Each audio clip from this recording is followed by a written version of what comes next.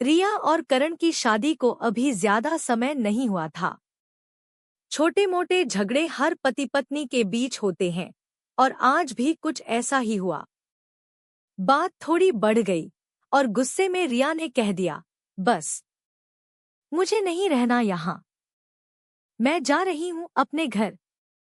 करण ने भी शायद गुस्से में ही जवाब दिया, ठीक है, जहाँ जाना है जाओ, मैंने रोका है क्या। बस रिया ने उसी पल अपना बैग उठाया और बिना ज्यादा सोचे समझे अपने मायके के लिए निकल पड़ी। उसके मन में था कि अपना घर ही तो है, वहां तो हमेशा पनाह मिलेगी, प्यार मिलेगा। शुरुआत के कुछ दिन बहुत अच्छे गुजरे। माँ खुश थी बेटी को देखकर, पिताजी ने भी लाड दिखाया, भाई और भाभी ने भी अच्छे से बात की, खाने पीने का पूरा ध्यान रखा। रिया को लगा, हाँ, यही तो है मेरा असली घर, यहाँ कोई मुझे ताने मारने वाला नहीं। लेकिन वक्त धीरे धीरे करवट लेने लगा। जैसे जैसे दिन गुजरते गए और भाई भाभी को यह एहसास होने लगा कि रिया शायद अभी यहीं रहने वाली है, उनका रवैया बदलने लगा।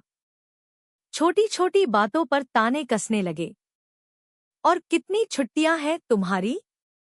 ऑफिस से डांट नहीं पड़ेगी। घर पर बैठे बैठे क्या सारा दिन फोन ही चलाना है? थोड़ा हाथ पैर भी हिला लो। हमारे घर का सिस्टम अलग है, यहाँ देर तक सोना या बैठे रहना नहीं चलता। रिया को यह सब सुनकर बहुत चुभता था। उसे महसूस हो रहा था कि जिस घर को वह अपना मानकर आई थी, वहां अब उसका कमरा भी उसका नहीं रहा। वहां रहने के कुछ नियम हैं जो उसे शायद मेहमान की तरह मानने होंगे। सबसे ज्यादा दुख तब होता जब उसे नजरअंदाज किया जाता। खाना बनता तो अक्सर पूछने वाला कोई नहीं होता कि उसे क्या पसंद है। घर के जरूरी फैसलों में उसे शामिल नहीं किया जाता, जैसे वह अब इस घर का हिस्सा ही न हो। भाई और भाभी अपनी दुनिया में मस्त रहते और रिया अकेली बैठी सोचती रहती, क्या हो गया है? ये वही मेरा घर है ना? उसे साफ महसूस हो रहा था कि उसकी हैसियत अब बदल गई है। शादी से पहले जिस घर में उसका सिक्का चलता था, आज वहां वह मेहमान से थोड़ी ज्यादा और सदस्य से बहुत कम थी। यह उसके लिए एक कड़वी सच्चाई का सामना करना था। उसके मन में एक अनिश्चितता थी क्योंकि करण का कोई फोन नहीं आया था। उसने सोचा था शायद करण उसे मनाने आएगा, पर ऐसा नहीं हुआ। क्या करण को फर्क नहीं पड़ता? या वह भी गुस्से में है? वह नहीं जानती थी कि आगे क्या होने वाला है, क्या करण उसे लेने आएगा या नहीं। एक दिन अचानक करण रिया को लेने आ गया। वह सीधे पिताजी से मिलने गया। बातें हुईं। तभी भाई और भाभी भी वहां आ गए। माहौल थोड़ा तनावपूर्ण था। पति के सामने ही भाई ने हल्के फुल्के अंदाज में कुछ ऐसा कह दिया जो सीधा रिया पर कटाक्ष था, जैसे, अरे करण, तुम ले ही जाओ इसे।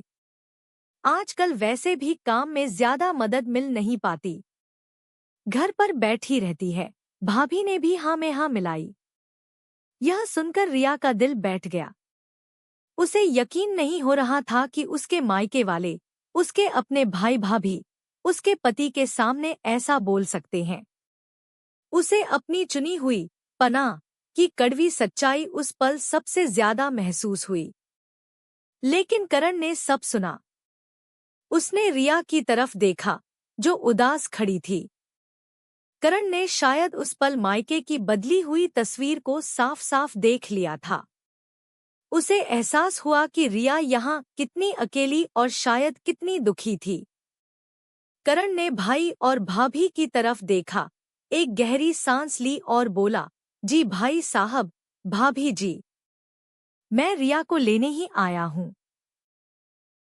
और हाँ, आपको मदद की चिंता करने की जरूरत नहीं है।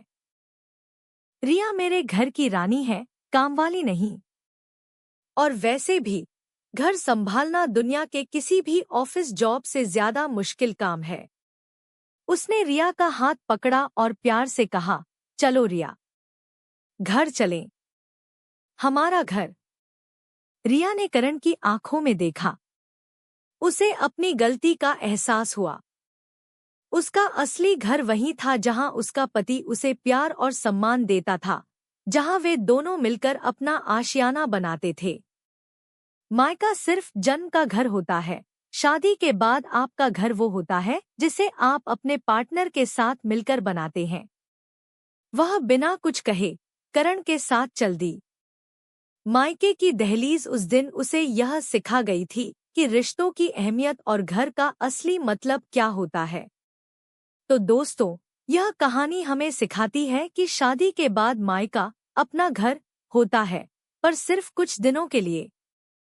आपका असली घर आपका ससुराल होता है, जिसे आप अपने पार्टनर के साथ मिलकर बनाते हैं। और हाँ, अगर पार्टनर अच्छा हो, तो वो घर ही दुनिया की सबसे खूबसूरत जगह है। जरूरी नहीं कि हर बार मायके में ही पनाह मिले। कभी कभी आपका घर और आपका पार्टनर ही आपकी सबसे बड़ी ताकत होते हैं। अपने रिश्ते पर भरोसा रखें और अपनी दुनिया खुद बनाएं। ये लाइफ आपकी है बॉस। यह कहानी आपको कैसी लगी? क्या आप भी कभी रिश्तों में ऐसा बदलाव महसूस किया है? या आपको भी लगता है कि शादी के बाद अपना घर कौन सा होता है? हमें कमेंट्स में अपने विचार जरूर बताएं। यह कहानी अगर आपको रिलेटेबल लगी या पसंद आई, तो इस वीडियो को लाइक करें, अपने दोस्तों और परिवार के साथ शेयर करें। और ऐसी ही बिंदास और सोचने पर मजबूर करने वाली कहानियों के लिए हमारे चैनल को सब्सक्राइब करना न भूलें।